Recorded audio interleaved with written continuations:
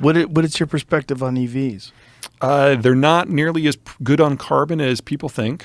Most of the data that exists doesn't take into the fact that most of this stuff is processed in China, where it's all coal-driven, and it doesn't take into does not take into account the fact that most grids that they run on are also majority fossil fuels, and that extends the break-even time for carbon from 1 year to either 5 or 10, based on what model you're talking on. Cybertruck's far worse than EVs, but the bigger problem is we're just not going to be able to make them much longer.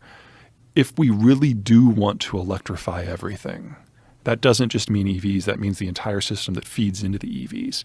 We need twice as much copper and 4 times as much chromium and 4 times as much nickel and 10 times as much lithium and so on.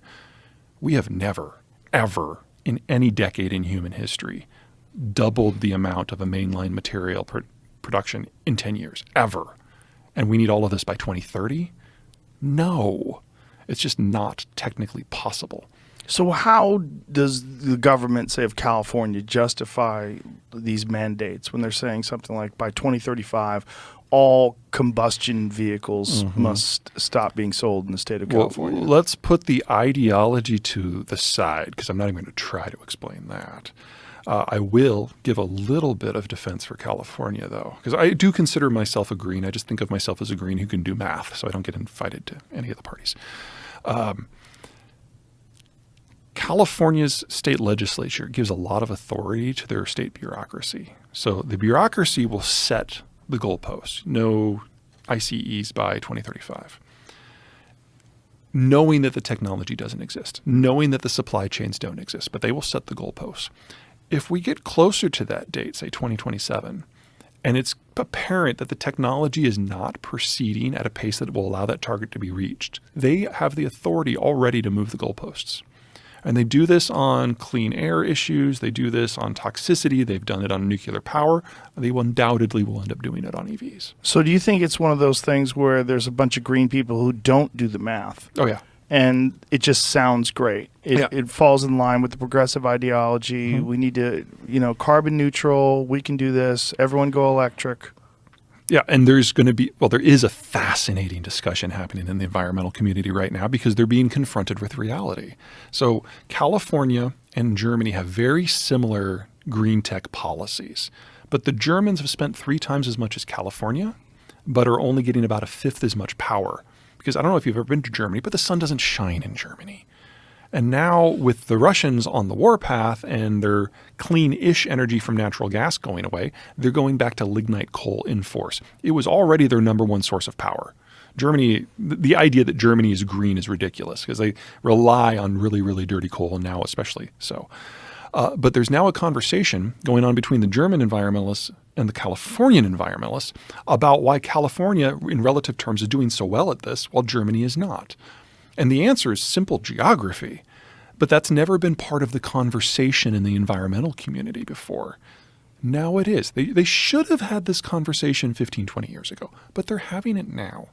And as soon as they come to the conclusion, unwillingly, but they'll get there, that we have to choose where we put our copper and our lithium and our nickel, EVs are not going to make the cut at all. Where will the copper and the nickel and where will all that go?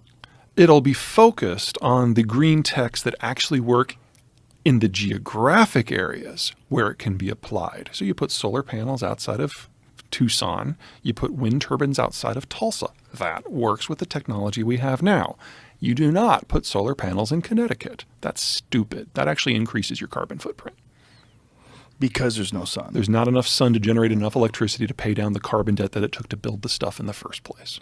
There's an ideology in this country that is we must act against climate change or we will die. And there's a lot of people that haven't done the research and haven't really looked into this and really don't know what the numbers are. And they repeat that over and over again like it's a mantra. It's become a new religion. Yeah. Like I said, I'm a green, so I broadly believe in the science. When you say you're a green, what do you mean by that? Well, I believe that climate change is real, and I believe it's caused by human action, and I believe there are things Some of it, right? The bulk of it. The bulk? Oh, yeah.